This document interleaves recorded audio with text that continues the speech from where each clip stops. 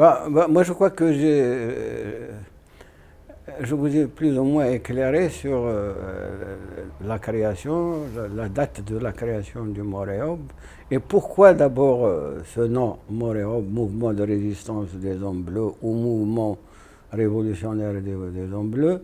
C'est parce que, les habitants de la région étaient connus à l'échelon européen euh, parce que d'abord leur habit, l'habit qu'ils portaient était bleu. C'est un peu comme les Touaregs, les Sahraouis. On les connaît. Ils étaient plus connus sous le nom des hommes bleus que sous le nom des Sahraouis. Alors la création de ce mouvement, en fait, pourquoi d'abord vous vous êtes installé en Algérie? Ça a été créé avant le Polisario. Et quel est l'objectif de ce mouvement? Mais d'abord au départ, comme je l'ai dit, le départ c'est libérer le Sahara du joug colonial espagnol et lutter pour son rattachement à la mère patrie, le Maroc. C'était l'objectif du mouvement. Et pourquoi vous êtes installé en Algérie? Je vous l'ai dit parce que c'est pour des raisons tactiques, car à partir d'Alger, on pouvait à la fois, on avait des rencontres très faciles avec les mouvements révolutionnaires de tout pays, qui avaient élu domicile à Alger à cette époque-là, et à partir de Tintouf, on pouvait attaquer les positions des légionnaires espagnols implantés sur le territoire du Sahara occidental. Mais comment les autorités algériennes de l'époque voyaient votre présence? Non, moi je crois que j'avais de très très bonnes relations avec les autorités algériennes. J'ai gardé jusqu'à ce jour très bonnes, de très bonnes relations et une très grande amitié avec certaines personnes de ce pays.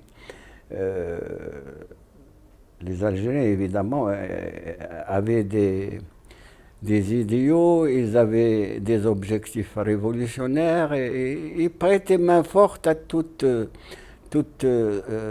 personne euh, désireuse de combattre l'oppression ou la domination sous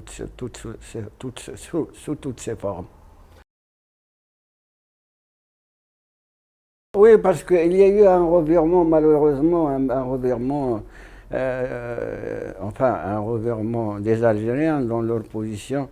C'est qu'au début, bon, ils étaient ils n'étaient pas contre le rattachement, le retour du Sahara au Maroc, mais à la fin, il y a eu ce revirement qui fait que j'ai constaté que Boumedienne et son gouvernement étaient décidés à combattre cette intégration, mieux encore, à créer un État indépendant dans cette région. À Bruxelles, vous savez, tout au long de mon passé, j'ai conservé des amitiés de par le monde et j'ai un petit peu, évidemment, pris du recul pour mieux sauter, ce qui m'a permis de reprendre contact avec mes amis, de me réorganiser, tout en continuant, je le reconnais, à avoir des relations avec les Algériens. À partir de Bruxelles, j'ai commencé à créer